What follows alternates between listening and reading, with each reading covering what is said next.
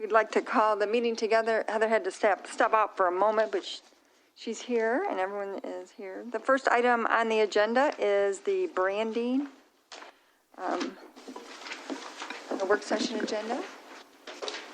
So just, the microphone is voice activated. Oh, it's voice activated? Yeah. Oh. So you got to get kind of close to it. Hello. There you go. So wonderful. We are here for the Ypsilanti Township rebrand presentation. So next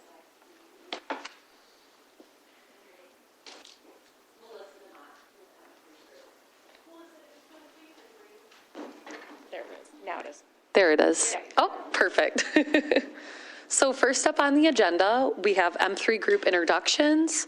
Then we'll talk through our process, tagline and logo presentation, next steps, and then an opportunity to ask questions. So who is M3 Group? M3 Group is a full-service branding, marketing, public relations, and advertising agency headquartered in the heart of downtown Lansing. We were formed in 2002, and the agency has grown to 3 offices and 24 employees. Focused on integrating disciplines to provide clients with the most effective strategy possible, M3 Group thrives on fully understanding the challenge, developing a strategy to meet the need, and then implementing the tactics necessary to show results. So your team includes Sean Hickey, who's the Chief Marketing Strategist, myself, Melissa DeMott, Client Strategist, Penny Spear, who's with me today, Senior Content Strategist, and Catherine Aspen, who's the Creative Visionary. So we use our trademarked M3 method that delivers exceptional results when followed. This system brings the power of understanding, strategy development, and implementation to every client. So the M3 method has 3 phases. The first is magnify, in which we understand and analyze. Motivate is when we plan and create and develop that strategy. And mobilize, in which we implement and execute. So in the next few slides, we will let you know exactly what that means for this Ypsilanti Township rebrand. Starting back in October, we started with the magnify phase, which is our research phase. And what did that look like for Ypsilanti Township? We interviewed residents, business owners, community leaders on how they feel about the township's strengths, its weaknesses, how surrounding townships are branding themselves, and what surrounding townships are doing to distinguish themselves, logo, color-wise. Next slide. Oh, so here's an in-depth sort of itinerary of what happened. We had the discussion boards that started November 8th. We engaged the businesses and faith leaders as well as the employees, and some of you also participated. We also asked similar questions in the discussion boards as the depth interviews. The discussion boards were mostly geared to the residents, faith leaders, and business owners. And we asked a basic series of questions about their perceptions, their feelings, even suggestions on what they thought taglines should be, and got some wonderful feedback. And then with the depth interviews, those were more obviously in depth, where we got to kind of dig a little deeper on thoughts and perceptions with those participants. The next step was secondary research, which is the competitive analysis, and that's when we looked at surrounding townships and what their branding looked like, what their social engagement looked like, what their website looked like. And we used Pittsfield, Superior, Van Buren, and York. Next slide. Then the motivate phase. It was a 3-month phase where we had meetings with the branding committee, where we reviewed the competitive analysis, the interview process, and started down the messaging. And next slide. Here we took the findings and developed the pieces that guided the logo development and will assist the township in aligning communications to promote its new brand consistently and set the township apart from the crowd in a way that inspires and engages its constituencies. Ypsilanti's, we went through and created brand descriptors. That was an interesting process of defining what Ypsilanti Township is or is not.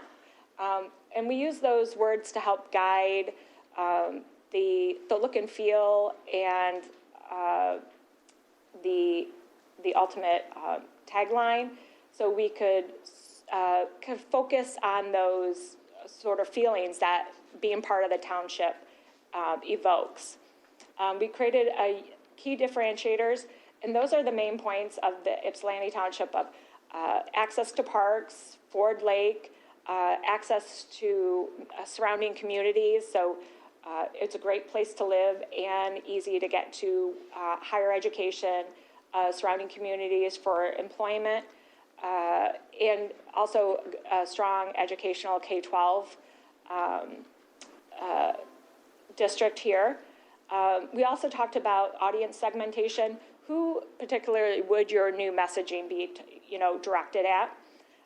We created a URL recommendation, and then the tagline and updated mission and vision statements to align with the new branding concepts that were developed. From there, we took all that information and created a creative brief, which is what our designers take and build their logo ideas around, which I always find fascinating that they can take words and create beautiful images from research. I'm just not gifted that way, but. So we connected the findings from the competitive analysis research and brand messaging into that document, and that's where we went from to the next slide. We also created an implementation strategy. That was a document to help prioritize all the internal and external and administrative aspects of implementing your new tagline and logo. And we also provided guidance on protecting your investment. You went through quite a bit of time, resources in developing it, and it was advised that a municipality would seek license, like as you protect that for licensing opportunities to create revenue. So that's included in there as well. And then once the logo and tagline are finalized and approved, then we wrap up everything in a style guide, which provides guidance on usage.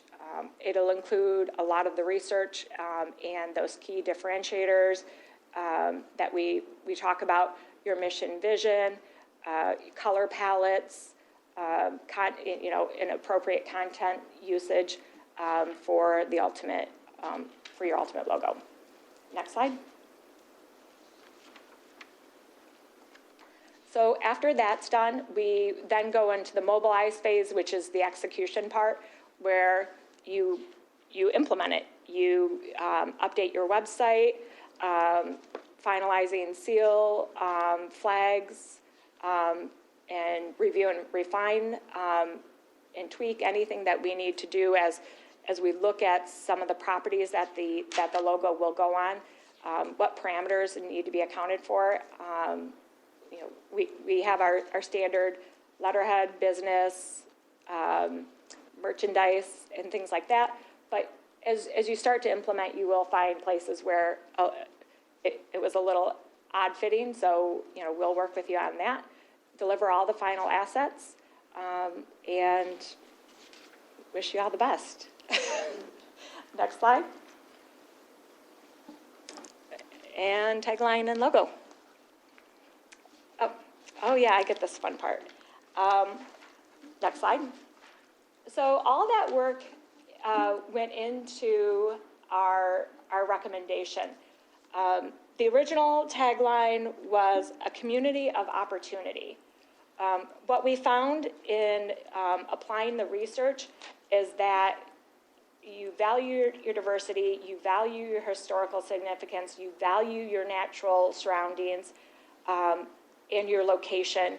And the recommendation came as moving forward to discover your roots. That's the proposed tagline. It's an active voice tagline. It puts the history of Ypsilanti Township on the map, or history put Ypsilanti Township on the map, but now discover our trails, community, and the future. And it's a nice balance between the past and future. When we put it in context of your content and your properties and your audiences, we develop it around what do you want your audience to think about the logo, Discover Your Roots, and we want them to think that Ypsilanti Township is a place where they belong. What do we want them to feel when they hear that? We want them to feel that they have pride in their community. And what do we want them to do when they hear that? We want residents to be inspired and to get out and explore and connect with their community more actively. We want potential residents and businesses to consider Ypsilanti Township, potential residents and businesses to consider Ypsilanti Township as a place to start or grow a business. Next slide. So without further ado, we will start with logo option 1. We have 2 that we're going to look at today. So first up is the first logo option. And to provide some context, we've included the rationale behind this logo design. So the beauty and bounty of the natural world around us has long been a touchstone of Ypsilanti Township's attractive offerings. This logo plays into the township's embrace of its alliance with nature. The blues and the greens in the color palette reflect that sense of harmony with the environment while also presenting a feeling of trust and confidence. The logo mark gives a subtle nod to the letter Y, and the image itself tying the township and nature into a unified and welcoming visual that plays seamlessly into the tagline, Discover Your Roots. So on the next few slides, we wanted to give some examples of how you could position this logo with potentially different colors within that color palette. Next slide. And also, we know there's a number of variations where the logo may need to be stacked or horizontal. So this gives you an idea of what it could look like in some of those instances with the tagline and without it as well. Next slide. We also thought it may be helpful to show what it could look like within all of those different colors within the color palette, including on materials that may be just black and white. So all of those examples are up there as well. And we thought it would be helpful to include some visual mock-ups of what that logo could look like on city official vehicles. And then on the next slide, how it could look on some branded merchandise or even on some of those little banners, just to give you an idea of how that could look on some of your materials and assets and within your community. And I would say that the projector is modifying that green a little bit to be a little bit brighter than what was actually suggested. So I think in your packet, you would have a more true representation of the color palette. Thanks, Penny. Mm-hmm. All right, so next we have logo option number 2. The rationale behind this logo is Ypsilanti Township residents are as familiar as they are fond of Ford Lake. So it's fitting that its calm waters serve as the focal and centerpiece of this logo option. The vast recreational opportunities that Ford Lake provides serves as a primary link between the township residents and nature, as depicted in the background of this image. The palette for this option draws upon colors that were used previously, but places a greater emphasis on that warm orange more than other options, which provides a soothing and relaxing balance. The warm and cool color combination show that the township is rooted, trusted, and welcoming. So just like for that last logo, here are a few different examples of how this could look. These are two different options with that tagline, Discover Your Roots, included in it. And on the next slide, we have some examples of what that could look like, both stacked and horizontal, to give an idea of the orientation. And again, on the next slide, just some different options in terms of color, using the colors within the color palette, and showing you how it could look like on your black and white assets as well. And here's an example, again, of what that logo could look like on city official vehicles or on city merch and banners, so township merch, so on and so forth. So here are those two options on the next slide, showing them both together. So these are again, the two logo options. And I think on the next slide, we have just a few more examples side by side. And now we have an opportunity for questions. Are there questions or comments?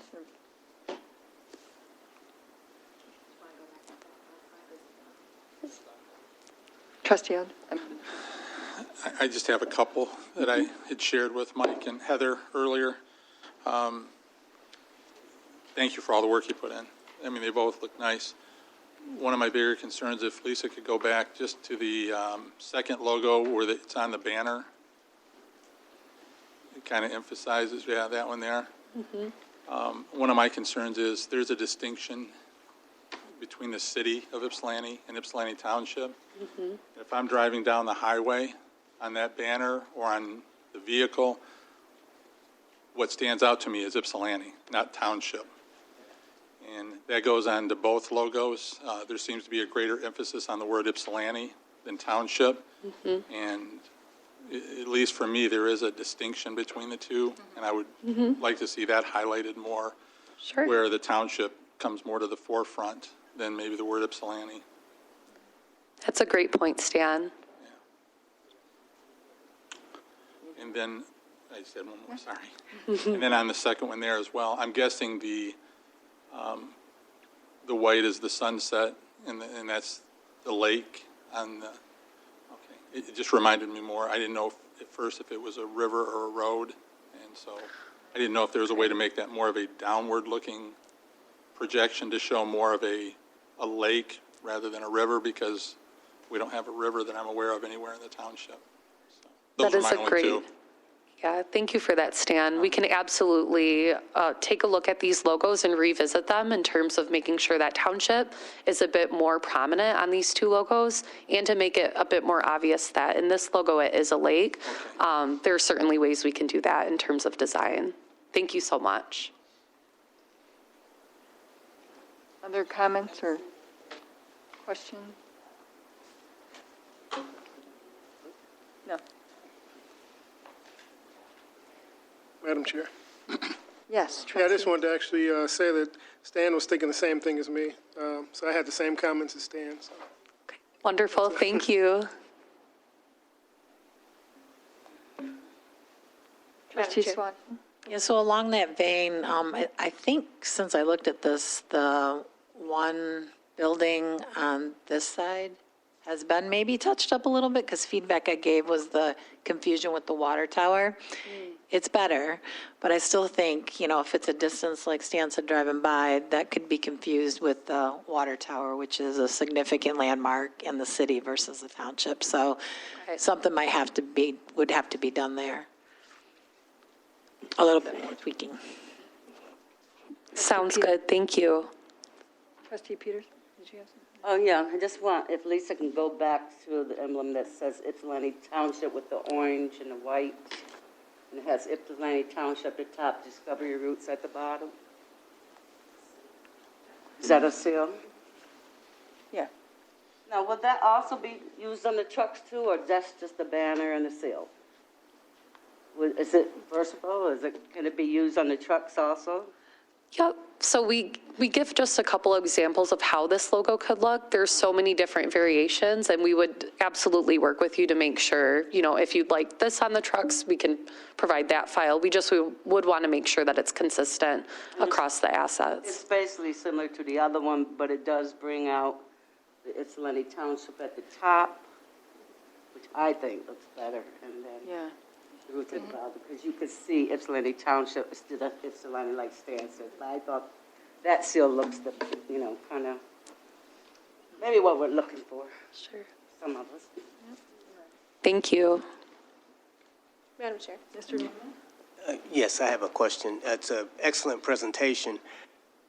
And you did mention that before it was decided on Discover Your Roots. It was some other saying. My question is, were there any other sayings that you had to decide on? We had presented probably 4 to 5. at least 4 to 5, because we grouped them around the themes of your history, your natural resources, and your, I believe it was your location. We were playing off in the middle of it all and things like that. In the work sessions that we had over those 3 months that we had working with the branding group, it was settled on for Discover Your Roots as something that was encompassing all those facets.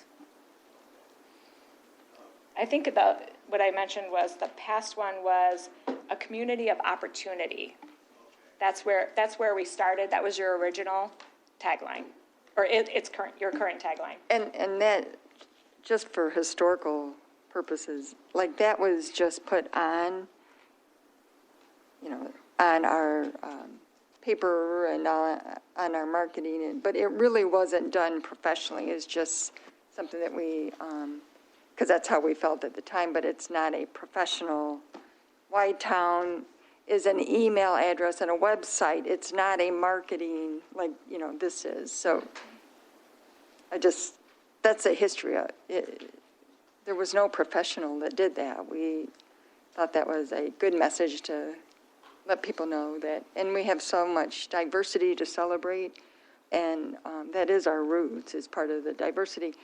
Now, that little green, yeah, I don't like that at all. The first logo just- option. Yeah, that,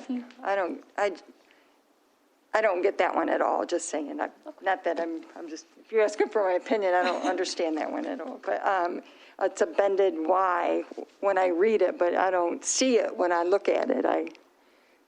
So of the two, I like the one with the color. And then even on the other one, like Stan said, I wasn't sure if that was like Ford Lake, which is the center, and the center, everything is around the lake. And then I didn't understand were those buildings, or was that the hydro dam? They're generic buildings just- because we wouldn't want to tie it to a building that may not be there, but imply that if a person who is a resident or a business owner doesn't see their building in there, but there's the possibility and the potential for the growth centered around the natural resources and the nature, the trees in there, and the lake, which does do a little jag there, is Yeah. sort of moving forward. Yeah. But definitely can be, like Stan suggested, I believe Jimmy was in agreement, can be a little bit more rounded out to be more lake-like. And our parks are our strength as well. We have beautiful, well-maintained parks, and that's one of our strength as well. But I also agree with the township needs to be more prominent, because we get confused, with City of Ypsilanti, which is, our names are the same as Ann Arbor Township, they have the same issue. So it happens in communities that surround, so I agree that the township somehow needs to be more prominent. And that makes perfect sense, yes.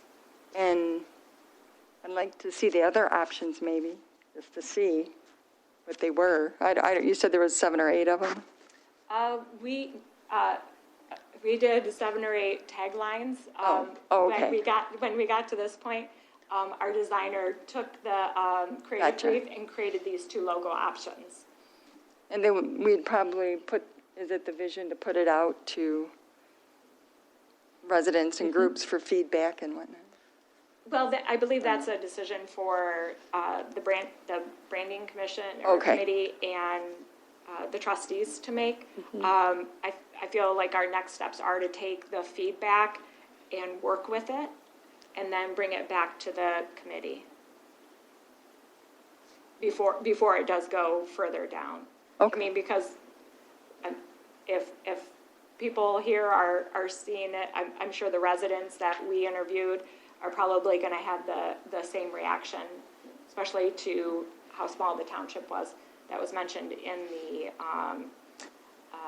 interviews about really distinguishing the township from the city. Then I would have to say that those stick buildings, they don't, whatever they're supposed to mean, they did, I don't see that either. We are full of nature, so I could see you having more of that. I love the colors on it. I do like the purpose is to ask for feedback, right? Is it? Yes. We appreciate your candid all feedback. right. That'll help us get even closer to that final logo. So Okay, thank you. Yes. Thank you. We definitely want something you're happy with. Yeah. And something that reflects your community. Madam Chair? Yes. I was wondering, did you guys ever go out to Ford Lake to view Ford Lake? It's quite beautiful, and the fishing dock there, and the nature out there. Well, it's beautiful, but when we were doing our process, we came in October, and so Yeah. I did a color tour. And then after that, it was cold, and I don't like the cold. But I am familiar with Ypsilanti Township. I've been around these parts growing up. I grew up just not even too far from here. Oh, thank you. Clerk Rowe? Yeah, first, thank you guys so much. I'm on the committee that worked with this branding project, as well as Mike Hoffmeister, our Residential Services Director, John Hines, our Recreation Director, Travis, our IT Manager, and at the time, Angela Burgess, who has since been our retired Recreation Director. And first, I was just really impressed with M3's engagement with our residents, our business owners, and our faith leaders at first. I know that you guys kind of briefly touched on the discussion board thing, but that was literally like a couple weeks long process of people participating online and having, sort of like chatting back and forth to develop other ideas and to gain those feedback ideas, which that's how we got to the Discover Your Roots tagline. So it's, it was really rooted in like what came out of the community feedback as well. In addition to that, so just I guess my comments on the Discover Your Roots tagline, and it's okay, like, again, we're here for feedback and want everyone to be happy with the product. But I think that if you think about roots, it really provides a sense of stability. And if nothing else, Ypsilanti Township has been incredibly stable and, like we've been through ups and downs. 2008, we're incredibly strong. Resiliency, right? Like if trees didn't have strong roots, they'd just fall over. And well, frankly, that's not our township. We're here and our residents are strong. And so I think it really brings that sense of strength as well as the history. It marries the past and the future really well. So if you think about discovering your roots, you could talk historically about your ancestors or whatnot, but you could also talk about discovering new roots here. And we want businesses, families, churches, communities to really feel like they can discover their roots here in Ypsilanti Township, and that it's a welcome community to do that. As for both of the logos, I think you guys have already heard this feedback, but I'll just share with everyone else. I tended to like this one better, and I did like, Gloria, the one that you pointed out, because it could be used as a seal-style fashion. And just to, play off of the other comments, I think that if you scroll, would you mind scrolling back to that one, Lise? I think that if you switched to the township of Ypsilanti, it would be easier to do in that, the blue and yellow one that's that circle go one more. Like, I don't know what you guys think about that creatively, but if it was like the Township of Ypsilanti or just Township of Ypsilanti instead. And I just tend to like that one better with the clean round look, so. Oh, and then the buildings, I just wanted to touch on the buildings too.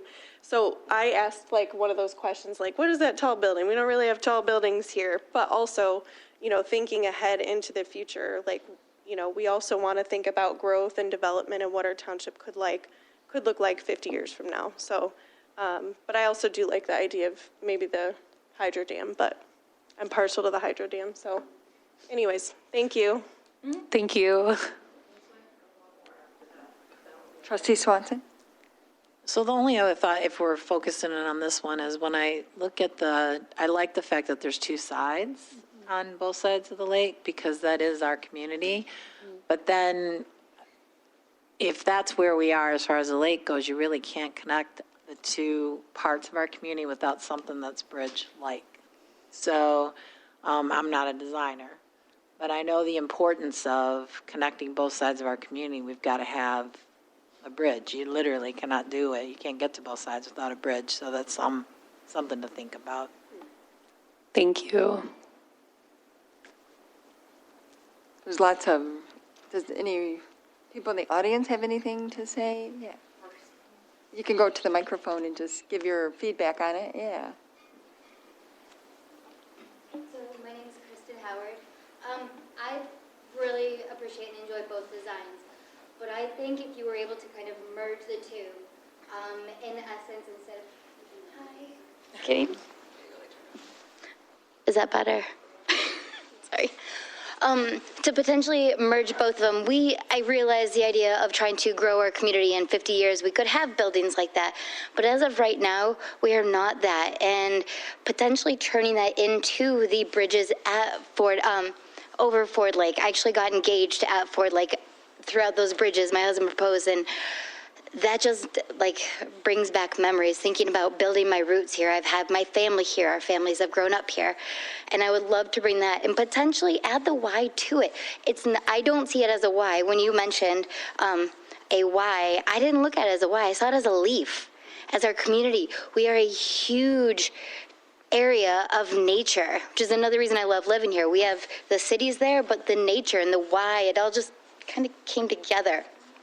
We could somehow bring both of them, and a lot of hand, both of them together. I think you guys have done a great job with this so far. Thank you. Thank you. All right, so, Trustee Newman? One small question. I was looking at the picture and thinking about if we're discovering our roots, then one side being the past and the other side being the future? Just a thought. Thank you.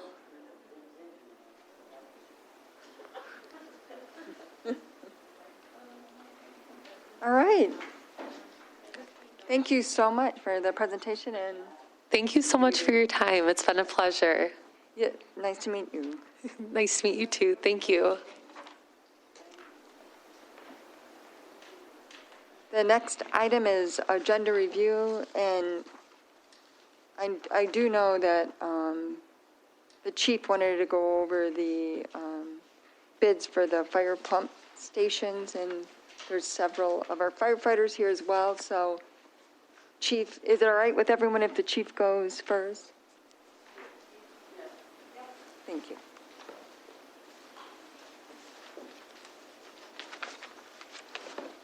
Thank you, Madam Supervisor. Let me get this underway. There we go. I'll have to bend over. First of all, let me start by offering my apologies to the board for, you might say, the timeliness, the lateness of this request to bring before you. In my haste to get it out, I had my committee members here also, and the vendor. We tasked Heather and Lisa with putting this together. I had about a half hour to drill down on my information from the process that we did in 18 of purchasing the 2 fire trucks. I apologize because I didn't have enough time to actually put this together and mine the data of the processes that we went through in 18, with the exception of Trustees Swanson, Peterson, and Newman. The 4 of you, or the 5 with the attorney, were present when we did this in 18. And that process began in October, and we had to table it until the spring. I came back and asked the board to adopt the HGAC buy model so that we could move this forward and get a better pricing. That stalled, and we ended up in June, which was 8 months later, asking for you to amend your financial policy to take the lowest bid on this. The way this memo came out, I went back to the October 18 memo and pushed it out. That was my oversight. I didn't mind it down enough to look through the whole process because of urgency to realize that we came and asked you to waive your financial policy in order to purchase these 2 trucks that were the low quotes. So let me clarify that. First of all, that's what I'm here for tonight, to ask for. I know the memo says sealed bids, authorization for sealed bids. With that said, I want to introduce to you the players that put this all together, to help me put this all together. And these are your valued employees of the township. I'm going to start with Captain Fred Anstead. If you stand up for a moment. Fred, let me give you a little background on Fred. When I came here in 2009, Fred, we had 2 new Crimson Spartan trucks that were in the bays.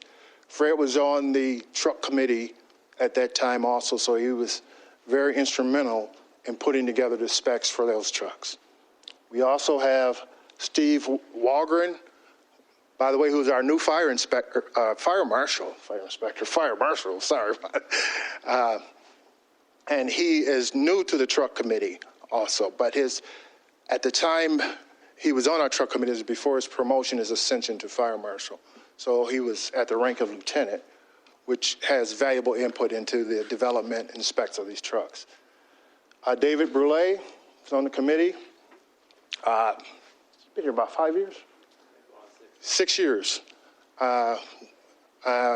Second tier hire, we call him, valued employee, has much input into these. And all of these gentlemen, by the way, I have high respect. They are what I would call service providers, excellent service providers for the township.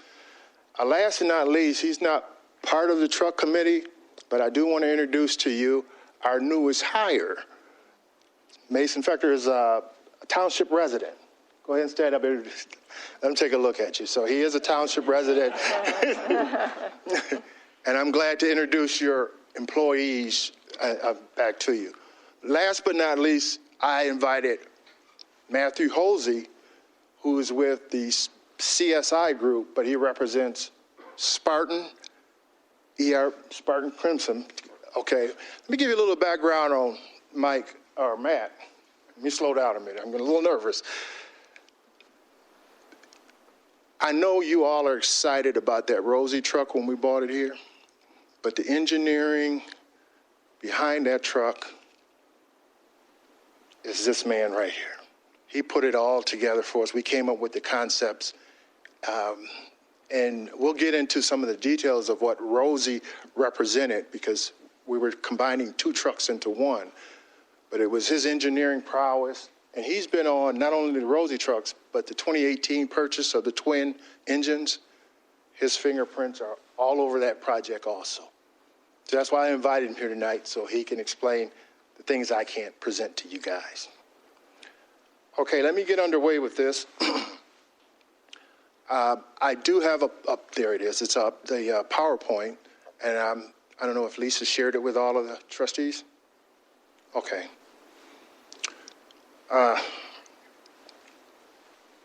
PowerPoint is just to go over this proposal to purchase 2 fire engines. What we're doing is replacing what we'll go through, let me go through. What we'll go through first is our current department fleet listing.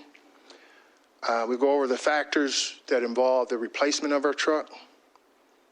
The committee research, which deals with the trucks, the truck specs, the type, size, and et cetera of what we need in our truck, a replacement truck, to continue to provide what I would typify is top-level service to our residents.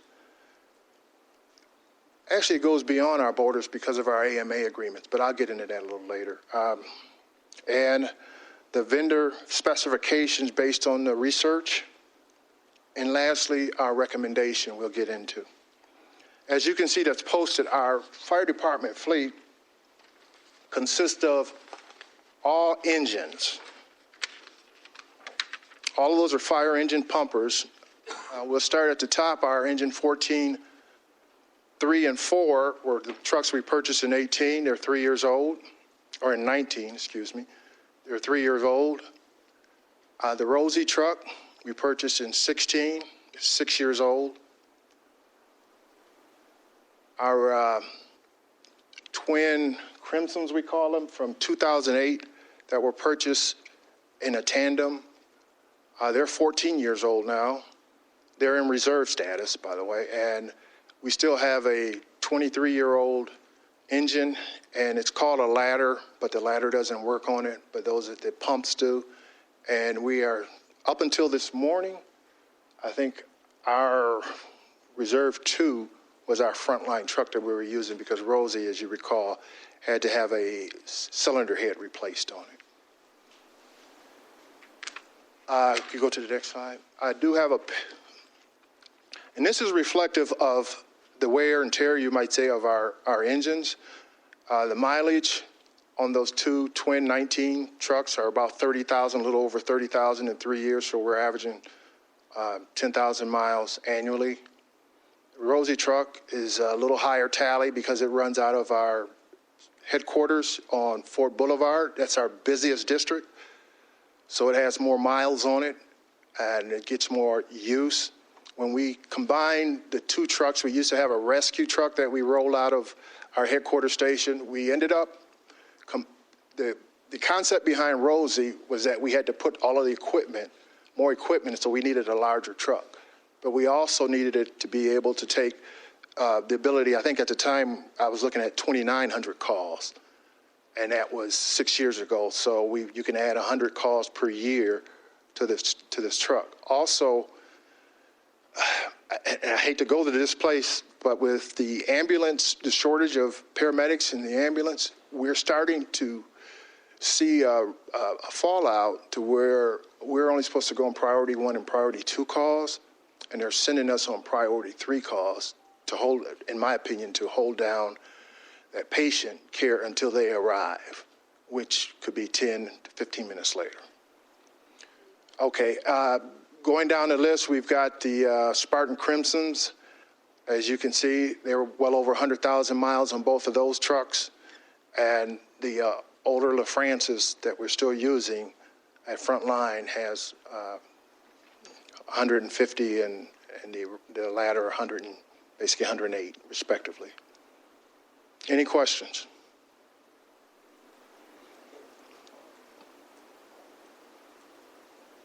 On this slide or just in general? Yeah, and on this slide or on the two Yes. slides? Trustee Newman? Yes, I was wondering, at what point, what instance would the American LaFrance with 154,000 miles be used? I mean, yeah. It was in use this morning as a frontline truck because we had the Rosie truck was out of service. It actually came back in service around noon today. So for the last 6 weeks, that truck has been out of commission. So we've been running both those 1999s as frontline trucks for about the last 6 weeks. As opposed to the other trucks or the other trucks? The other trucks, the other reserve trucks are housed at Station 3 and at Station 4. And for those stations.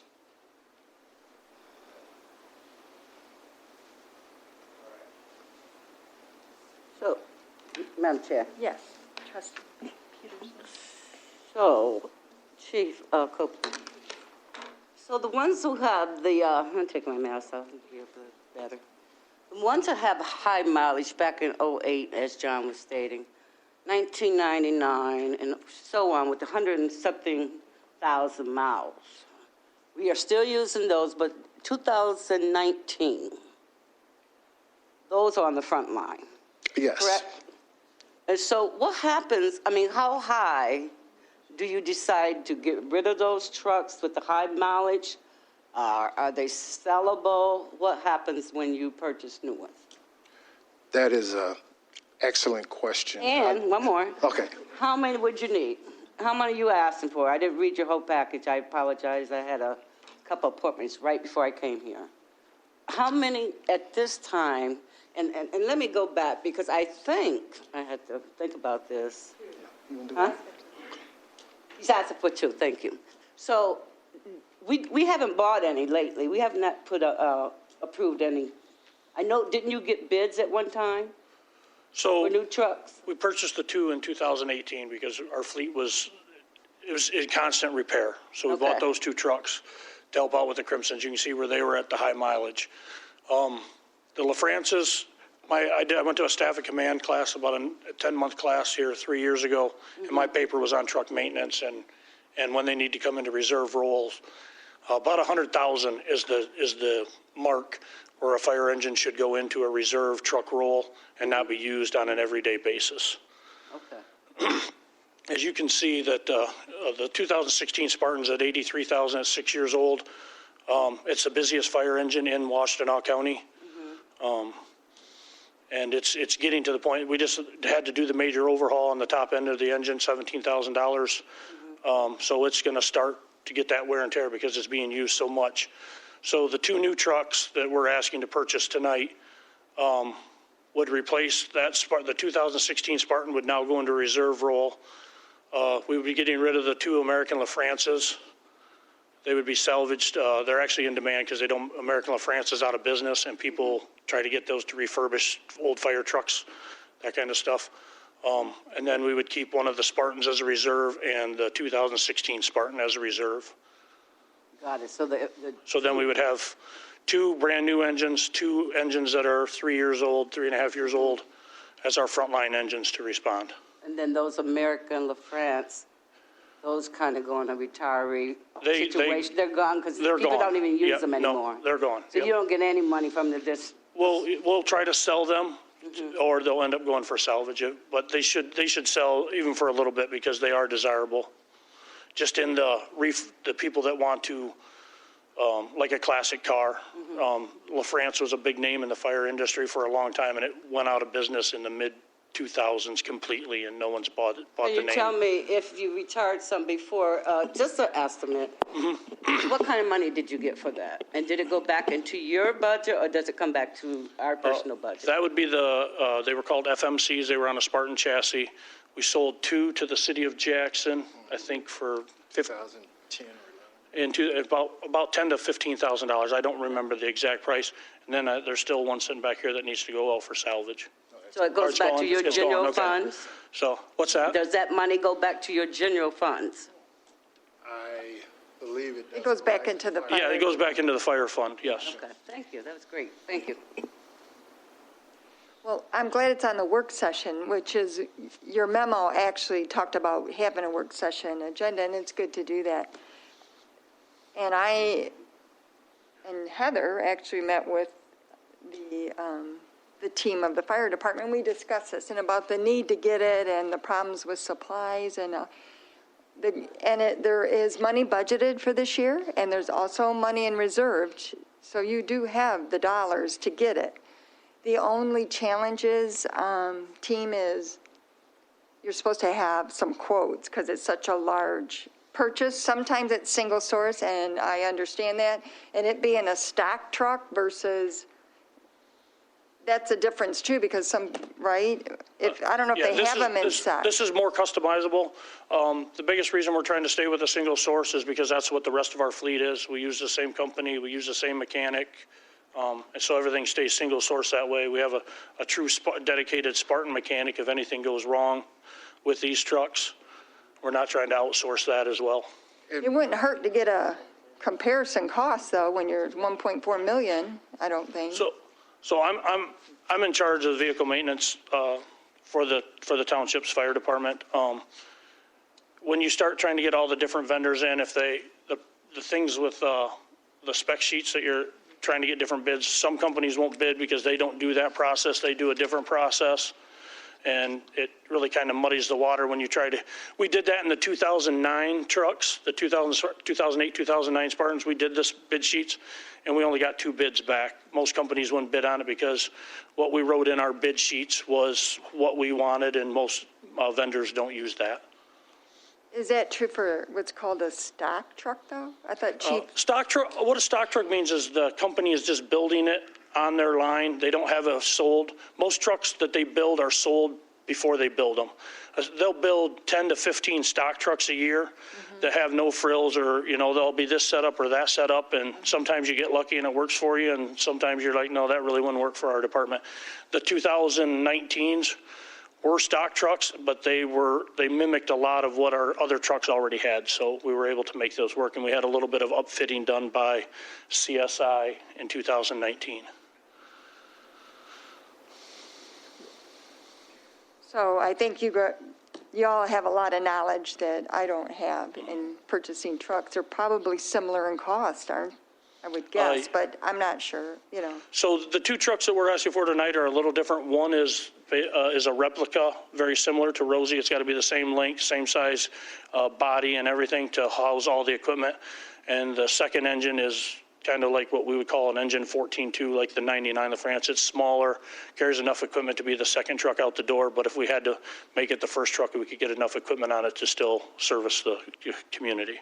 So the Rosie, we're calling it the Rosie truck. Yeah, it's called the Rosie truck. Yeah. That's what everybody calls it throughout the county and everywhere else. They do, and that's like a special built, custom, That's got if an you will. extended body, custom built to house all the equipment so we can do rescue, fire, And the medical current emergencies. vendor who's being recommended, they are the ones that built. That's who built that So this is a truck. replacement of that custom. Correct. Is that what I understand you saying? Yep. Yeah, we were able to save some money because they were able to use some of the older spec from Rosie to build into this truck because they didn't have to go through all the engineering portions of it. Madam Chair? Trustee?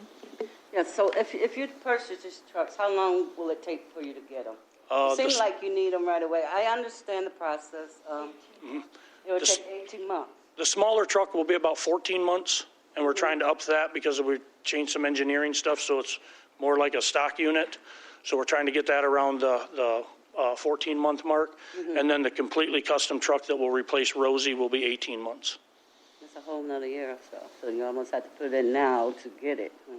The other reason why we brought it tonight is as of May 1st across the industry, there's going to be a 4 to 6% increase in all fire trucks because of the price of steel and shortages on parts and pieces. So that was the other reason we're trying to save the township some money. And you only got that one bid because it usually. Right, because, no one we're using the one truck as a replica. That's our brand that we use. Yeah. All right, thank you. We had the branders here. We use that brand. Thank you. Madam Chair, I was just curious about the increase happening on May 1st, if we knew about that earlier or that just came up this week? It came up last week is when we found out about it. And then just a last follow-up is, I was just reviewing our financial policy that we just, adopted. And I understand, completely what you're saying about making it customary. Maybe certain businesses won't bid on it and you only get 1 or 2 bids, and maybe you don't get that full 3.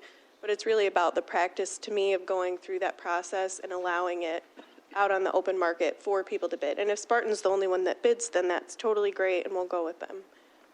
But it's the policy that we just adopted.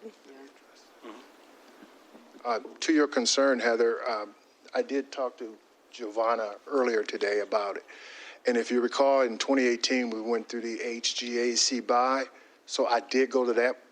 That was the first website I went to today to see if I could download a spec and a price.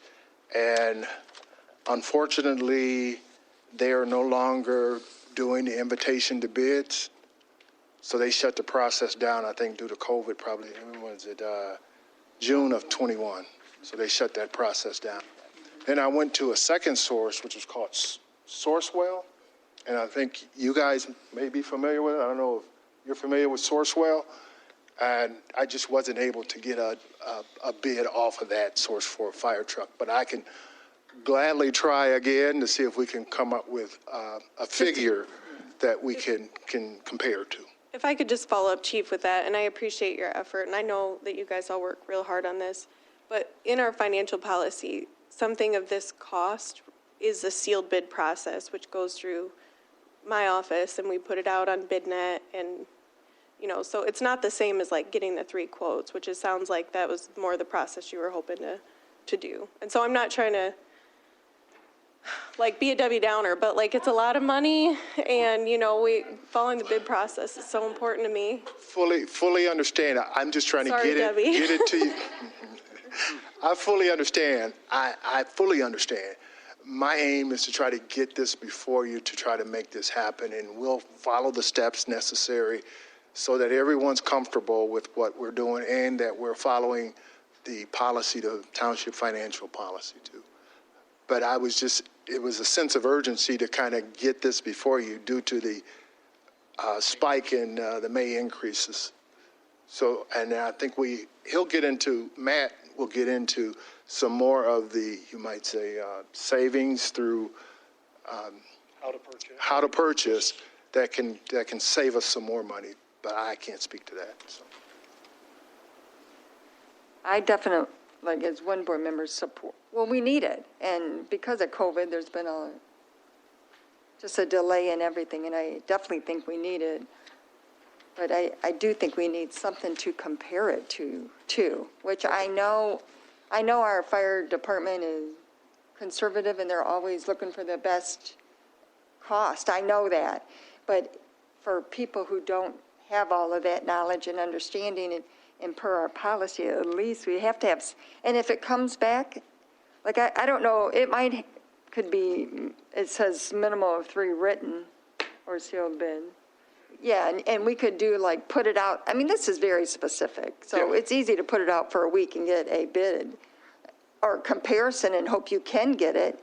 And then if we have to call a special meeting, I'm willing to do that, you know, call a special meeting in order to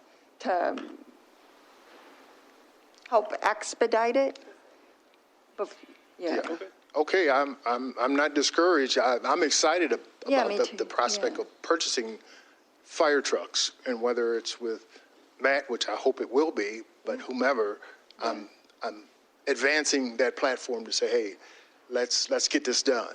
Yeah. So we'll come back. Well, it's on the agenda to put it out. So, you know, the actual agenda is to request to seek bids for the 2 fire pump engines. So that is what's actually on the agenda. Well, and that's what I apologize for, because, I went back through my notes, and I thought this was the start of the process of us purchasing those last 2 trucks.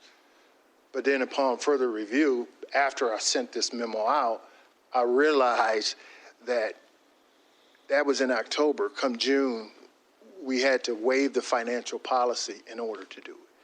So, but I don't know if that's going to be an option this time. I don't see it I'll have to research, but I don't see that in the summary, purchasing summary of something of that expense. It doesn't even say,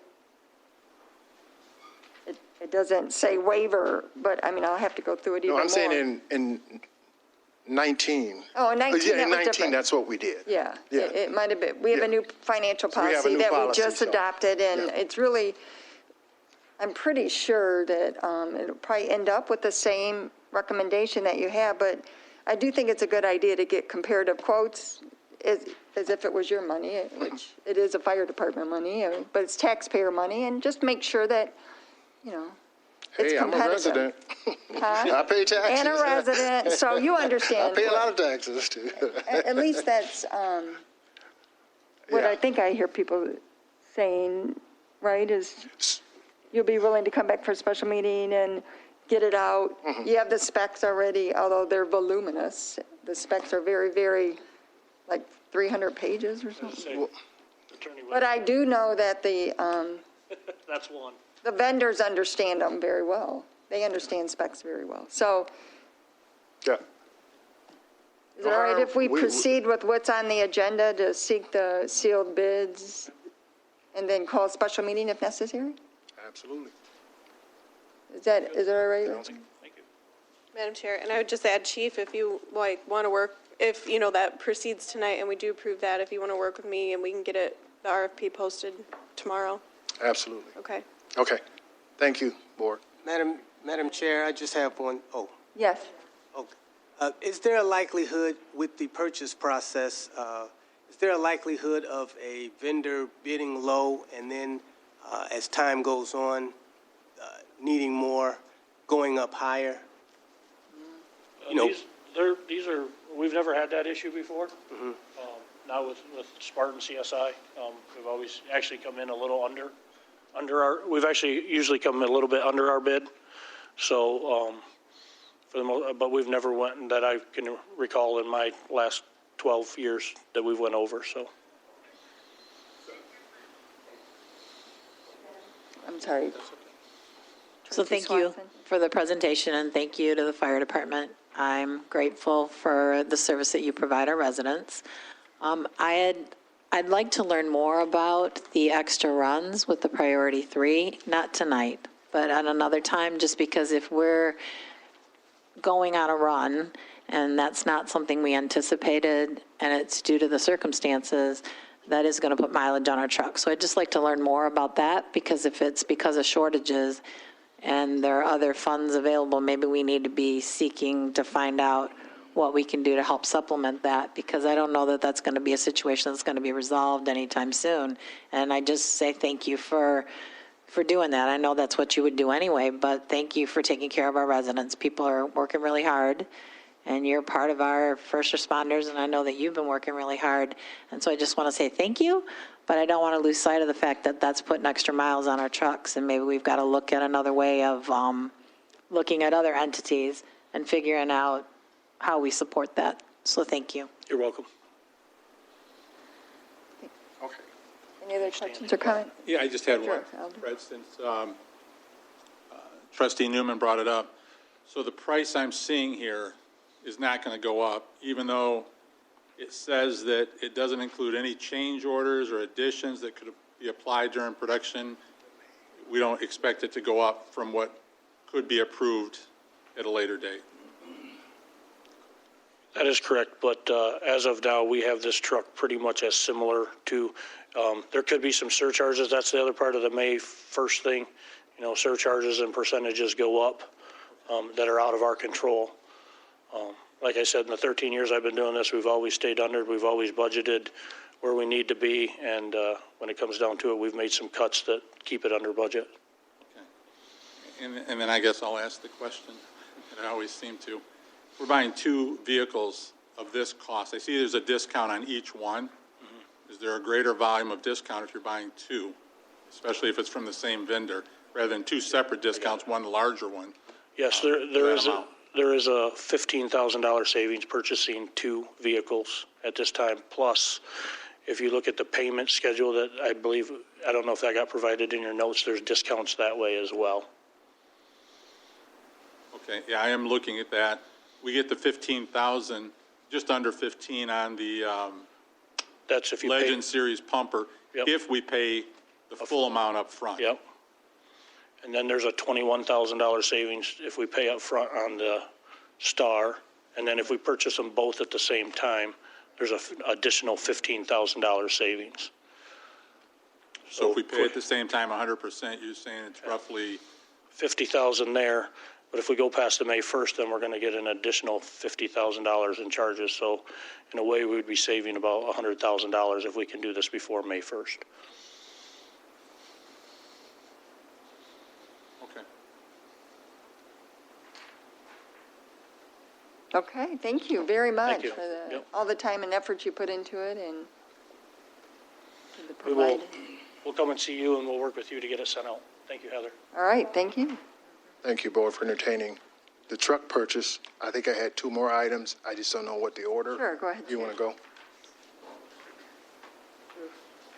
Mr. Winters, did you want to come in? Madam Chair, I think maybe I could just get a few quick points across on the fire trucks. I've been through a lot of these purchases over the years, and the warranties for each of the fire trucks, they have some are 3 years, some are 5 years, some are 10 years, depending upon the engine, the transmission, the chassis. Is there a way of getting more of the warranties just singled out for each of the fire trucks? Because in the past, I always had problems trying to determine the different types of warranties, and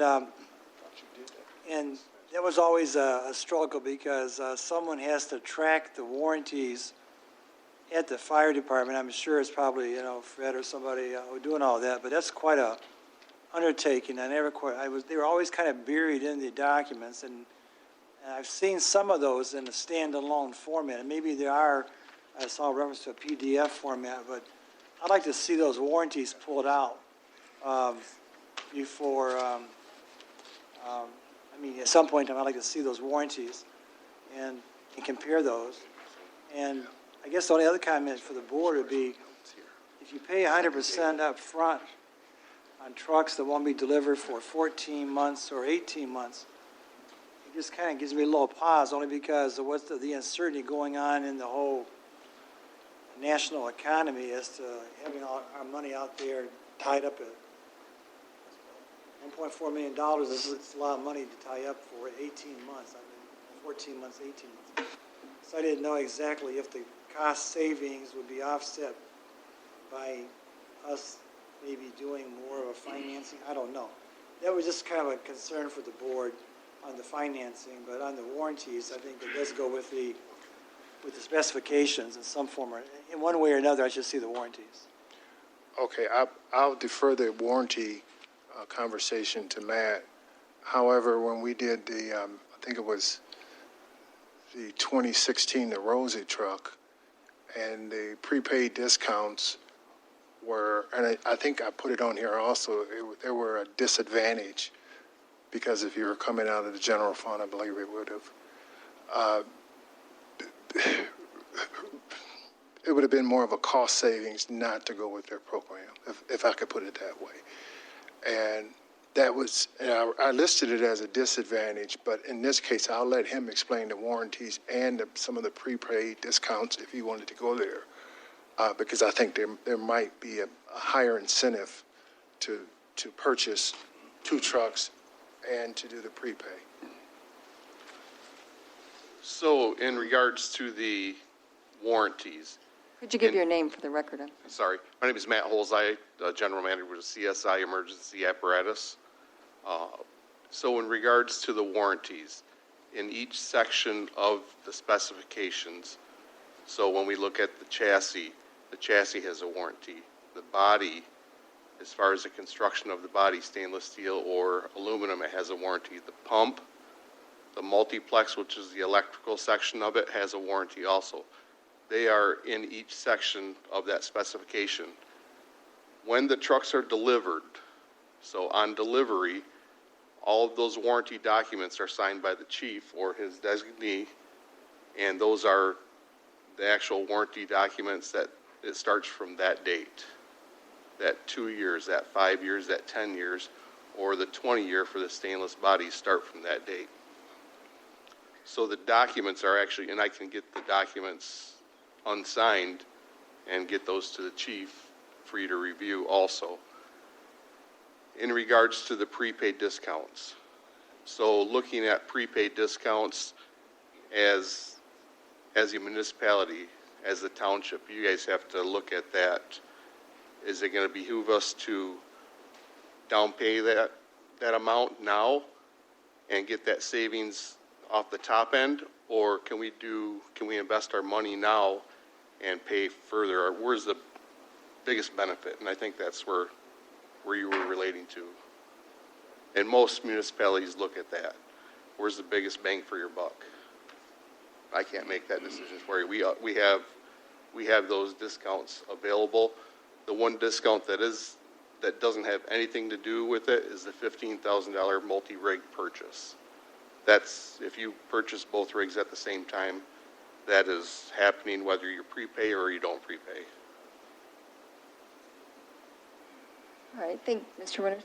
Yeah, I guess my biggest worry for the board was now we're in kind of somewhat of a post-COVID, still COVID environment, and so many things have disrupted from the supply chain, from employee workforce, for some businesses going out of business. I'm not suggesting all those bad things are going to happen again. It's just that the length of time between the amount of the full downstroke, so to speak, of 1.4 million to when you actually see the truck come onto the township fire station parking lot, it's a long time to have that kind of money tied up in this kind of uncertain economic environment. It's for the board to decide, but I felt compelled to ask the question because I have spent an awful lot of time over the years going through the specifications with a lot of the same gentlemen here this evening, and they do a tremendous job. But these warranties are a minefield of trying to keep track of which one starts when, which one ends, when another one is continuing on, and there's a lot of charting that has to go on with trying to keep track of all that. Yeah, Fred and I work together on warranties. I usually notify him, hey, you're coming up on 2 years, look at XYZ items.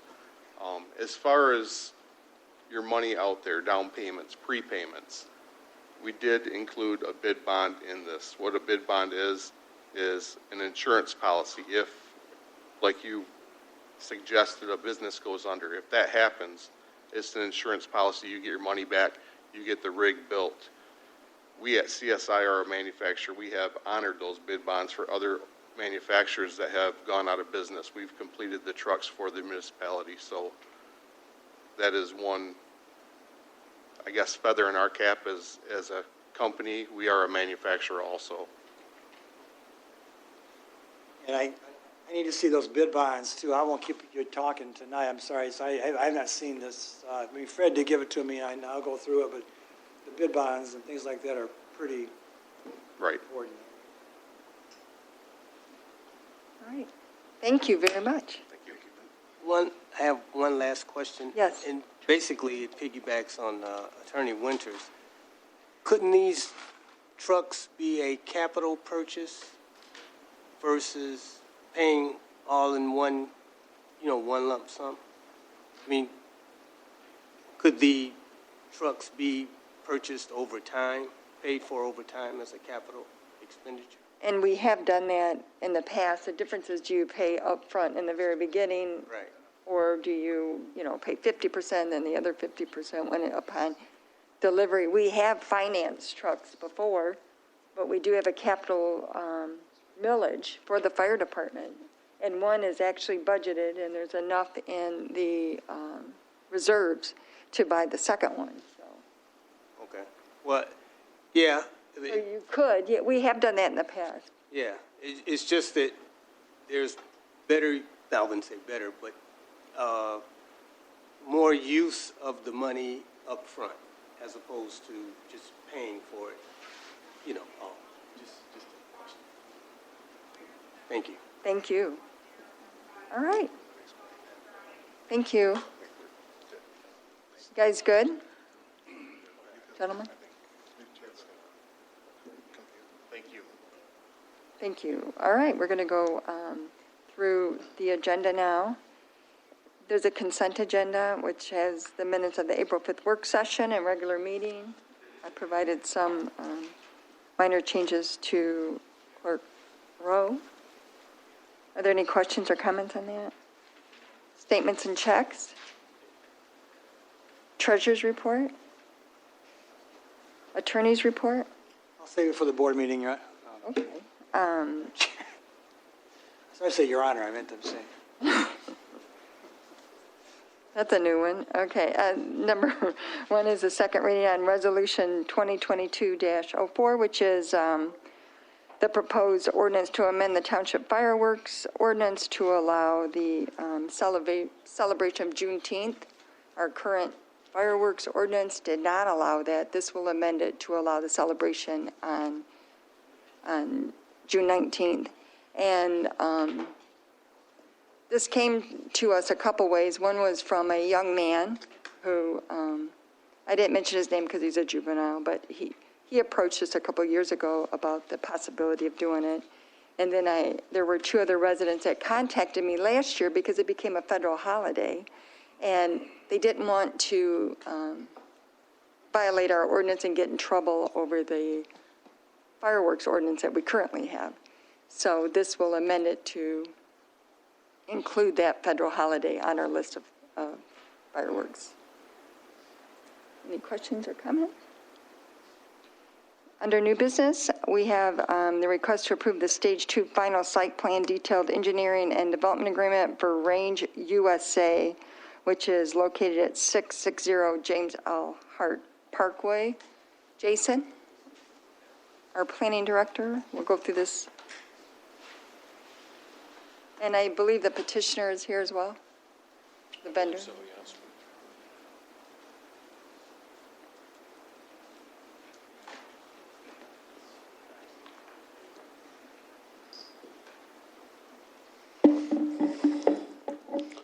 Good evening, Township Board of Trustees. Jason Icomangeli, the Township's Planning Director. Can you hear him? Can you guys hear Can you guys hear me? Yeah. Okay. Okay. This evening before you is the Stage 2 development process for Range USA, which is a planned development project located over at 660 James L. Hart Parkway. And when Lisa gets a moment to load the PowerPoint presentation, I'll go over it in a little bit more detail. But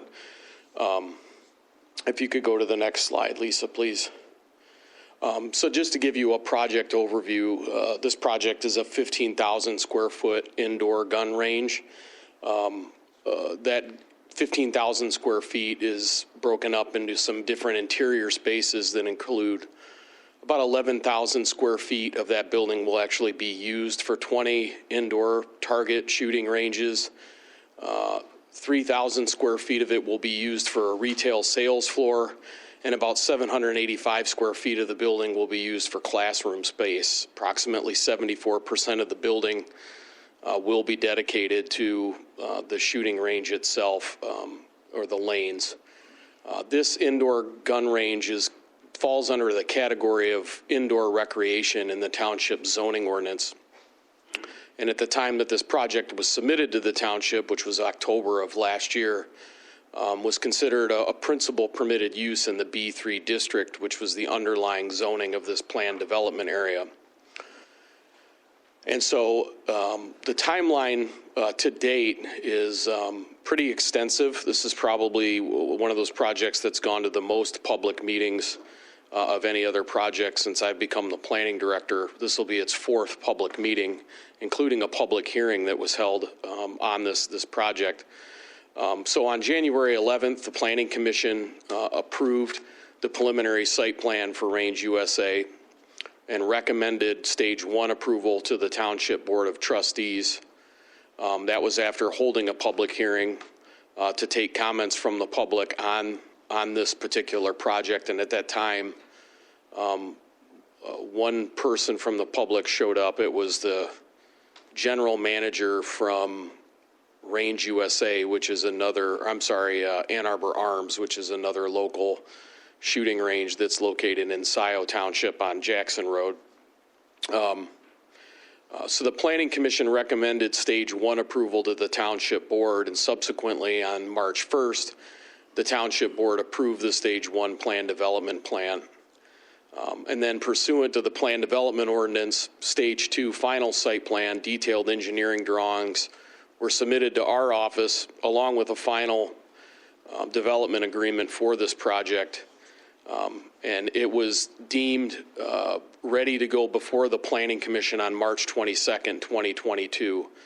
At that time, the Planning Commission determined that the Stage 2 final site plan was in conformance with the Stage 1 preliminary plan, and that's the verbiage that's used in the zoning ordinance, is that the Planning Commission must find that the Stage 2 plan is in conformance with the Stage 1 plan. So at their March 22nd meeting, the Planning Commission made a recommendation that the Stage 2 final site plan and detailed engineering drawings, along with the development agreement, be taken up by the Township Board, and they recommended approval of the development plan, Stage 2 development plan for Range USA.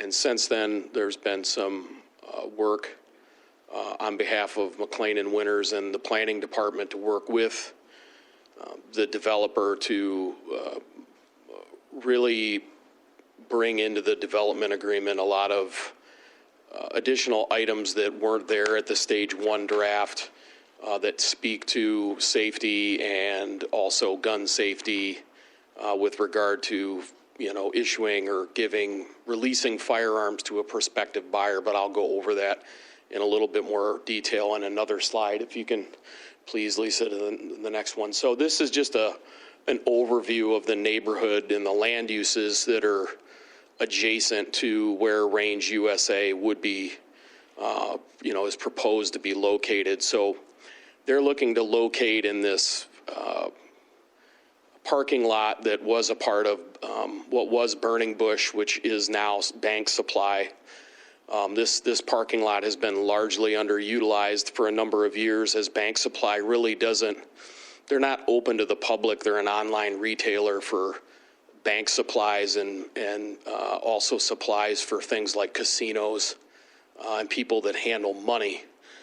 Some of the other businesses in that neighborhood you can see sort of on this slide. It's kind of probably hard for read for members of the public, but Interclean Equipment, Adams Advertising are both to the south and to the west of Bank Supplies. And then immediately adjacent to the Range USA parcel would be a vacant lot, which is primarily used for shared stormwater retention for both Bank Supply, that property, as well as the LaFontaine Kia dealership, which is immediately to the east of that vacant parcel.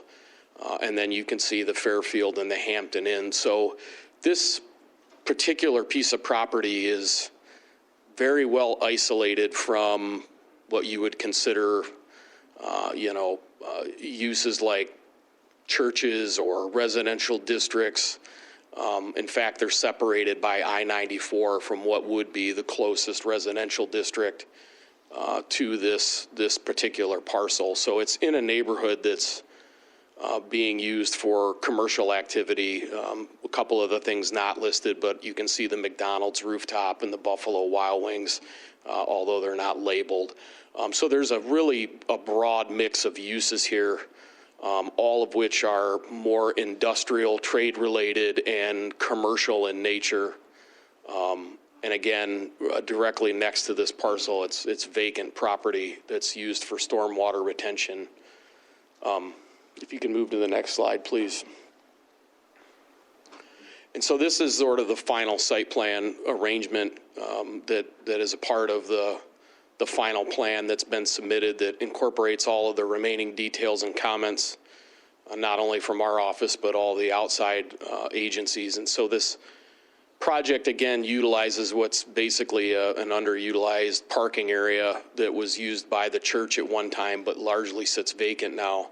And they'll be excavating out sort of the rear of that parcel of the concrete parking lot, and then placing this square building in that, and then providing some additional landscaping around the building, and then utilizing most of the paved parking area for their parking lot, which they'll be redoing that parking surface as a part of their project, but they'll just be repaving over what was already impervious surface. Lisa, if you could move to the next one for me. And then this sort of zooms in on the 2 EV parking spaces that the company agreed to install as a part of their overall project. So they'll be kind of located on, this would be the west side, although it's at the bottom, this would be the west side of the property, adjacent sort of to the sidewalk that wraps around the building. So they won't necessarily be front and center at the store, but they're very close to the, to the main parking lot. And then this is the landscape plan, the final landscape plan submitted. Again, you can see landscape plantings in and around the building itself. They're going to utilize the mature street trees that are already there at James L. Hart Parkway.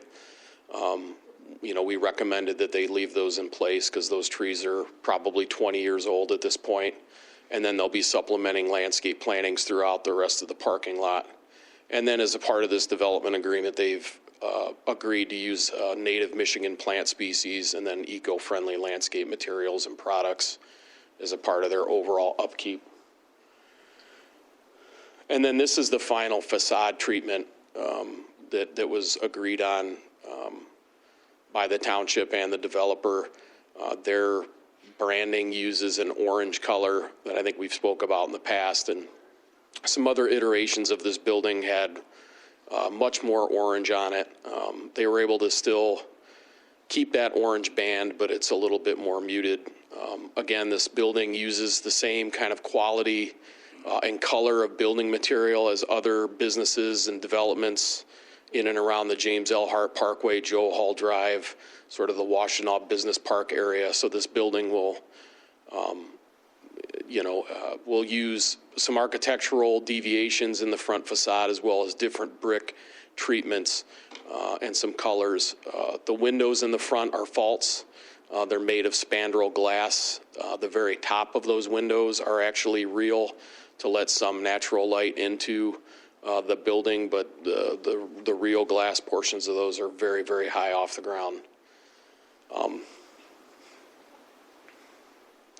And then to go into the development agreement summary in a little bit more detail, just to pick out some of the highlights of it. Range USA has agreed that they will not transfer a firearm until it receives a proceed notice from the Bureau of Alcohol, Tobacco, Firearms, and Explosives. That's the actual language that the ATF uses, is the word proceed. So that's what they would be given at their store as a part of the background check that's required by the federal government as a part of the process of purchasing firearms, which in the state of Michigan, you have to be 18 years old or older in order to purchase a firearm. Range USA has also agreed to maintain all of its security features and update them as necessary, including 31 high-resolution cameras, 5 audio glass break sensors, vibration detectors, 6 door contacts, motion detectors, concrete bollards at the entry doors, a 5-point locking system on the exterior doors, metal hurricane shutters, and security fencing around the outside ventilation equipment. And then 3 are the conditions that the Planning Commission had recommended as a part of the PD approval: EV charging stations and the use of native plants and eco-friendly landscaping products.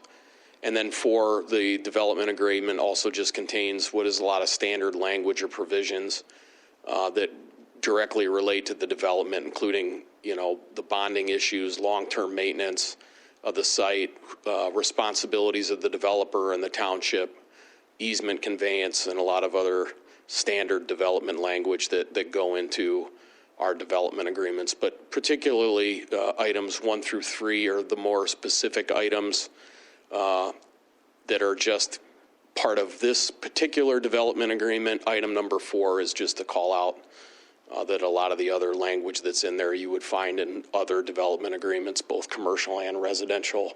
They just talk about, regular maintenance items like their stormwater systems and conveying easements and putting up the appropriate performance bonds for development. So I'm happy to answer any questions that you might have from a site planning perspective or about the development agreement. I know that the developer will be here this evening, a representative from Range USA to speak in, more detail about security issues and those types of things. But I'm happy to answer any questions that you might have about zoning and site planning and sort of those issues to the best of my ability. Board members, other questions? Treasurer Eldridge. Jason, I apologize. I stepped out at the beginning and came back in late, and maybe you already touched on this. This is part of a PD, correct? It is. If the PD wasn't there, how is this area zoned? Would it be zoned for a business like this to be in place there? Yeah, I guess the short answer is yes. This particular piece of property was zoned PD as a part of the Burning Bush. And then even before that, it was a Chrysler dealership, University Chrysler, I believe it was even before then. So if this would have been developed under a regular B3 zoning, it would have gone to the Planning Commission once for preliminary site plan approval, and then detailed engineering approval and final site plan would have been handled administratively. And again, the B3 zoning district for indoor recreation uses like this, it's a principal permitted use.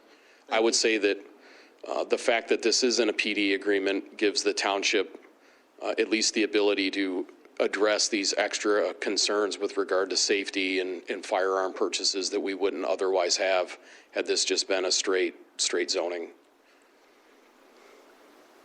Other questions or comments? Yes. Trustee Newman? With your, is your department responsible for the sound in the building? Because, for instance, if someone is at Buffalo Wild Wings or McDonald's, is it possible for them to hear gunshots being shot off at range? That's a good question, and the answer is no. It would be very hard for you to stand in the parking lot and hear over I-94 the pops that would be going on inside the building. So certainly driving down the street to Buffalo Wild Wings or McDonald's, you would not be able to. That noise will be much, much lower and in the background for a lot of the neighborhood noise, which would be sort of the delivery trucks, I-94 and all those other types of sounds would be much louder outside in their parking lot. Now, if you enter the building, that's different. But no, you wouldn't be able to hear gunshots per se inside the building, down at McDonald's or Buffalo Wild Wing. Thank you. I have a question on the Drain Commission approval, the letter dated February 11th. Mm-hmm. It wasn't approved. That's the last letter that's been received, but the email correspondence that my office has that they've worked out an amenable solution with Range USA on the stormwater, and these new plans that they've sent to us reflect that. So I'm just waiting for the follow-up letter from, you have the most recent letter that our office has received, but there's a letter in transition between when that one was received in this meeting tonight that they've addressed all of the stormwater concerns. And I'm sure the developer and the engineer here this evening and can, address that further. I go by what I read. No, I know, and I can appreciate that, but the letter that you folks have was the most current one that we had at the time that the packet went out. But since then, I have email correspondence from the developer where they forwarded me Teresa Marsick's comments via email that she's on board with the solutions that they have, and she just hasn't reissued another letter yet. Okay. But as soon as I get that, I will So the Drain definitely. Commission has approved it? They have. That wasn't clear here. And we don't want to ask too many questions because I think residents would like to hear it at 7 o'clock too, and when the developer's here. Sure. So we can ask good questions. But I do know that we had received a lengthy position paper or email from a resident, and it was forwarded to them to get a response. Sure. And as of this date, we don't Yeah, have one. I can't speak for the developer. I know they're here this evening and they'll be happy to answer questions that the board might have. I know that there is concerns from residents about this development. And I can appreciate that. I live in the community myself. The one thing I would say is that what the planning department has before you is a land use, sort of a land use issue that's, you know. And I understand that and appreciate it, but I Sure. do know that your department forwarded that email. We have, and yes. we did not. No, not get it. yet. Not Yeah, as of. this you know, evening, right we have now, still don't not have a date received. to it, Right. so I Yes. just, That's true. I would like, I mean, I know they have some answers, I would assume, but they need to answer some of the questions that were raised, just so. Absolutely. We know. And like I would be more comfortable if we waited to discuss it at 7, so more residents that are here can hear it. I'm fine with that. Is that all right with the board? I just want everyone to hear the same thing at the same time. Sure. Okay. Thank you, Jason. Yep. The next item is authorized circuit court litigation to abate a public nuisance at 6050 South Ivanhoe. There's a memo in the packet, and I know Director Belinda Kingsley is here.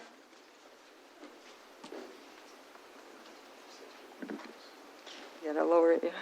Got to lower it down. Good evening, Belinda Kingsley, Community Compliance Director. You have to get closer to the mic. It's voice, there, oh, you little bitty. Okay. Yeah. The Keep chief going was down. there, yeah. Okay, so this is a request to file litigation to abate a public nuisance at 6050 South Ivanhoe. And I'm sure you've all gotten the letters that have been sent by our attorneys describing the conditions of the property.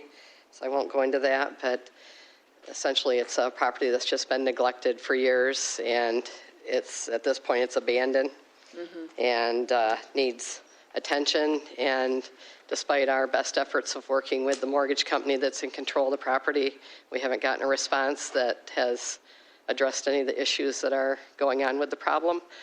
And we're hopeful that starting litigation will get answers and get the property preferably renovated if possible. It's not sure if the conditions will warrant trying to fix it and keep it into the housing stock there, or demolition will be necessary. So we'll find out.